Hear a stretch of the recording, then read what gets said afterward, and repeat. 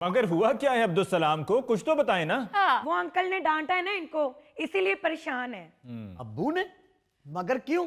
तुम कमरे से बाहर निकलो तो तुम्हें कुछ पता चले ना। तुम्हारे चचा जान तशरीफ ला रहे हैं और कर्नल साहब ने कहा है कि वो 2 माह यहीं रहेंगे। तो अच्छी बात है। वो कौन सा बुलडोजर लेके आ रहे हैं जो मामू परेशान है? ओहो, मामू ने अंकल को कह दिया है ना कि अगर चचा यहाँ पे आके रहेंगे तो फिर मैं कहाँ रहूंगा। ओ बीबी, नमक मिर्च ना लगाओ, जाओ जाके अपना काम करो। मैंने क्या कह दिया है? मैंने क्या कह दिया है? अगर ऐसी बात थी तो अब्बू ने डांटा क्यों? बस इसने इतना कह दिया कि चचा जान होटल में नहीं ठहर सकते। बस इतनी सी बात पे वो शुरू हो गए। इतनी सी बात? शुक्र करें साहब जी ने मामू जी को घर से नहीं निकाल दिया, वरना जितने गुस्से में साहब जी थे मुझे तो डर था कि मामू को फेंटी ना पड़ जाए। हाय हाय, ऐसे कैसे पड़ जाएगी फैंटी? मेरे भाई को कोई हाथ तो लगा के देखे। आते हैं ना कर्नल साहब, मैं खुद बात करती हूँ। मामू, बेगम साहबा ने बात की तो साहब ने आपको घर से निकाल देना है। आए अंदर आके इस घर की आखिरी चाय पी लें। शरफू जी। अदरक वाली चाय बना के लाओ। ऐसे मौसम में तुम्हारे हाथ की चाय पीने का बहुत मजा आता है। ऐसे भी बना देगा, गन पॉइंट पे क्यों ऑर्डर दे रहे हो? बैठो। शिकारी हूं ना मैं, शिकारी। यार शिकारी हो, वो तो लगड़ बग्गा नहीं है ना। जाओ बेटे, चाय बना के लाओ जल्दी से। साहब जी, चाय के साथ कुछ लाना भी है? हाँ, वो शामी कबाब ले आओ। शामी? वो तो अल्लाह की कसम मैंने नहीं खाए। मामू, वो जिस पे केचप डाल के खा रहे थे वो शामी थे, कैरम बोर्ड की गोटियां नहीं थी। पैटिस ले आओ जाके। Sir patties. एक पड़ा हुआ ले आओ जाके। वैसे मैं सोच रहा हूं कि आप सबको शुक्र अदा करना चाहिए कि अब्दुल सलाम सिर्फ खाने पीने की चीजें खाता है, वरना ऐसे लोग तो सर्कस में शीशा भी खा जाते हैं। वाह वाह, शीशा खा के ऊपर से दूध पी लेते हैं। दुरानी भाई, शामी क्या खत्म हुए? आप तो गुस्सा ही कर गए। ओ भाभी जी, शामी खत्म हो गए इसलिए मुझे गुस्सा नहीं है। मुझे तो इस बात पे गुस्सा है, इस घर के शामी खत्म हो गए घर के चिराग से। मामू मुबारक हो, अंकल आपको घर का चिराग कह रहे हैं। वैसे करना सब कमाल है आपके दोस्तों की। जरा सी उनकी मर्जी की कोई चीज ना मिले तो ये बातें बनाने लग पड़ते हैं। कुछ सोच समझ के बात किया करो। दुरानी सिर्फ मेरा दोस्त ही नहीं है, मेरे बेटे का ससुर भी है। जी हाँ, ये ससुराल ही तो लड़ गया है।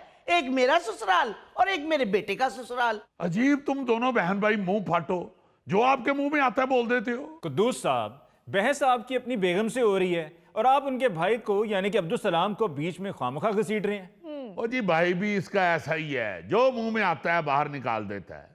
उस दिन मेरा वो दोस्त आया हुआ था मलक असलम। हाँ। उस बेचारे का कद छोटा सा है और उसकी बेगम जो है वो दराज कद है। अच्छा। तो उसकी बेगम को सामने ही कह दिया कि क्या जल्दी थी बहन आपको शादी की, मलक साहब थोड़े बड़े हो जाते फिर शादी कर लेते। भाईजान, मैंने तो उनको मोहब्बत से कहा था।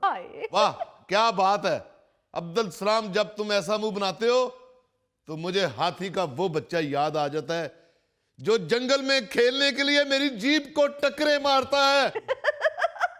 और जब मैं वापस आने लगता हूं तो वो मुझे बड़े प्यार से कहता है, दुरानी अंकल मुझे माफ कर देना, मैं तो प्यार से टकरे मार रहा था। और अंकल, यकीनन उसको ये जुमले आपने ही सिखाए होंगे, क्योंकि जंगल में उनको और कोई टीचर दस्तयाब नहीं है। नो नॉट एट ऑल, मैंने तो हाथी की बड़ी बहन को इंग्लिश सिखाई थी। लेकिन ये हाथियों की याददाश्त इतनी तेज होती है कि ये इर्द गिर्द से भी काफी कुछ सीख लेते हैं। इसका तो मतलब है कि जिस जंगल में आप जाते हैं वहां पर हाथी अंग्रेज बनकर घूम रहे होंगे। Yes definite. अली साहब, ये जो कैदे में ई फॉर एलिफेंट है ये मैंने ही शामिल कराया था। जबरदस्त। जी हाँ जी हाँ, बड़ी सर्विसेज हैं जी माशाल्लाह ये दुरानी की जंगल के हवाले से। ये जो बंदर दरख्तों के ऊपर पटोसियां मारते फिरते हैं, ये इसी की ट्रेनिंग है। वाह। वरना मैंने सुना है बंदर पहले जंगल में पैदल फिरा करते थे।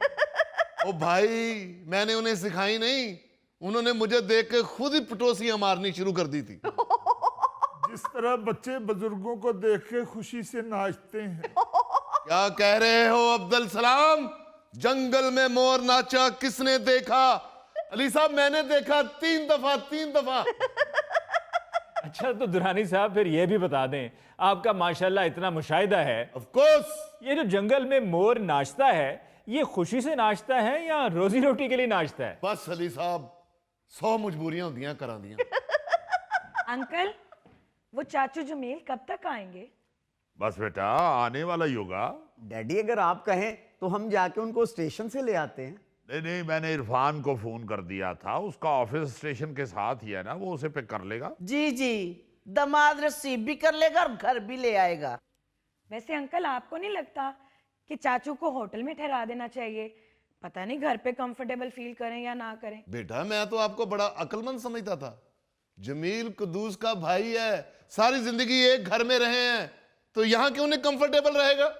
वैसे दुरानी भाई, पहली बार आपकी बेटी ने अक्ल की बात की है और उस पर भी आपने उसे टोक दिया है। जमील भाई 1-2 दिन के लिए नहीं आ रहे, पूरे 2 महीने के लिए आ रहे हैं। आप दोनों बहन भाइयों ने कहीं जाना है तो आप हो आए, मेरा भाई तो यहीं रहेगा। आपको कोई तकलीफ है तो आप जाएं। नहीं भाईजान, मैंने तो कहीं भी नहीं जाना, आप ही से पूछ लें। जी अस्सलाम वालेकुम। वालेकुम अस्सलाम। जमील क्या हाल है भाई? भाईजान। वाह वाह वाह वाह। आओ अस्सलाम वालेकुम चाचू जान। वालेकुम बैठिए अस्सलाम। बैठिए। ओह मामू जान, आप तो वैसे के वैसे ही हैं। नहीं चाचू जान, तोल के देखें 10 किलो ज्यादा हो गए हैं। जमील साहब आप तो ना मुझे मामू कहें। चलो, अभी तक सुई वहीं पे फंसी हुई है। याद है बचपन में हम अब्दुल सलाम को मामू कहते थे तो ये हमें मारने के लिए हमारे पीछे भागता था। नहीं चाचू, अब नहीं ये भागते, अब ये ईंटों पे खड़ा ट्रक हो गए हैं। इरफान बेटा आज तुम एहतियातन अपने कंधों के एक्सरे करवा लेना। जी ये बैग तुम ही उठा के लाए हो ना? वो जमील इतने लेट क्यों हो गए हो? ट्रेन लेट थी? ओ नहीं भाईजान, ट्रेन तो अपने टाइम पे आ गई थी, अच्छा। लेकिन इरफान मुझे सीधा अपने घर ले गया। वहां पे आयजा ने मेरे लिए सरप्राइज खाना तैयार किया हुआ था। अच्छा वो तो इनके घर जाके मुझे पता चला कि आपकी तरफ नहीं, मुझे अपनी तरफ ले गया है। सरप्राइज देने का तो मास्टर है इरफान। एक दफा मैं बाहर लॉन में बैठा था अली साहब, तो ये घास में से निकल के तो एकदम मेरे सामने खड़ा हो गया। मैं डर गया तो कहने लगा uncle surprise surprise. Uncle surprise तो मामू को भी बड़े बड़े अजीब मिलते हैं। ये डार साहब के बेटे ने मामू को पिज्जे का डिब्बा पकड़ाया, जब इन्होंने खोला तो अंदर सेबे वाला बम्ब था। सरप्राइज तो हम भी मामू को दिया करते थे। एक दफा मैंने फोन करके कहा अब्दुल सलाम होटल आ जाओ, तुम्हें बेहतरीन खाना खिलाऊं। फौरन मान गए, कहते हैं ठीक है मुझे लोकेशन भेज दो, और मैंने इनको थाने की लोकेशन भेज दी। वैसे ये कोई सरप्राइज नहीं था, जुल्म था। क्यों, क्या हुआ जी? और जी थाने के आगे खड़ा होके मैं इनको फोन कर रहा हूं कि लोकेशन मुझे थाने तक ले आई है, अब आप बाहर आ जाएं। ये तो नहीं आए, अंदर से SHO साहब बाहर आ गए और वो मुझे अंदर ले गए और 3 घंटे उन्होंने मुझसे पूछगिछ की। मुझे याद है मैं इसे लेने गया था थाने से। अली साहब जब मैं पहुंचा हूं थाने तो क्या देखा कि ये हवालात में बैठा इतना जच रहा था, और मैं इसे ऐसे कह के वापस आ गया। मुझे याद है मैंने तुम्हें वापस भेजा था, लेके आओ उसे। शरफू भाई, शरफू से बोलो खाना लगाओ, चाचू आ गए हैं। जी जनाब। देखो चाचू आए हैं। अस्सलाम वालेकुम। अरे सर कैसे हैं आप? ठीक ठाक शरफू मियाँ क्या हाल है? हैं? एकदम ठीक फर्स्ट, हो? एकदम सही। माशाल्लाह पहले से बड़े हो गए हो। बिल्कुल नहीं, एड़ी वाली जूती पहनी होगी। शरफू जाओ जाके चाचू के लिए खाना लगाओ। जी खाना तो लग चुका है। बेगम साहबा ठीक है जी? हाँ अल्लाह का शुक्र। और छोटी बाजी? वो भी ठीक है भाई। वाह, जाओ बेटे जाके खाना लगाओ जल्दी से, आ गया जी जमील। बेहतर, जी बेहतर। भाईजान आज फिर हम अब्दुल सलाम को सरप्राइज देते हैं। अच्छा जी। हाँ, इसके हाथ बांध के और इसके सामने सारे बैठ के खाना खाते हैं। Good, done done. ये सरप्राइज नहीं, ये तो जुल्म है। सरप्राइज तो मैंने आपको दिया था एक मर्तबा जमील साहब। आपने अपने घर में निहारी पकाई थी। हाँ हाँ। आपने मुझे बुलाया भी नहीं था और मैं बिन बुलाए ही पहुंच गया था। और हम सारे भूखे सोए थे उस दिन। यार कुद्दूस, सरप्राइज तो मुझे इरफान का याद है जो इसने अपनी शादी पे दिया था। अली साहब, बारात आई है तो दूल्हा साथ है ही नहीं। हम सारे परेशान हो गए। हमने इसके अब्बू से पूछा कि दूल्हा कहाँ है, तो ये अब्बू की वेस्ट कोट की सामने वाली जेब से निकल के कहता है, मैं यहाँ हूँ, मैं यहाँ हूँ। नहीं अंकल, सरप्राइज तो बस मामू के हैं।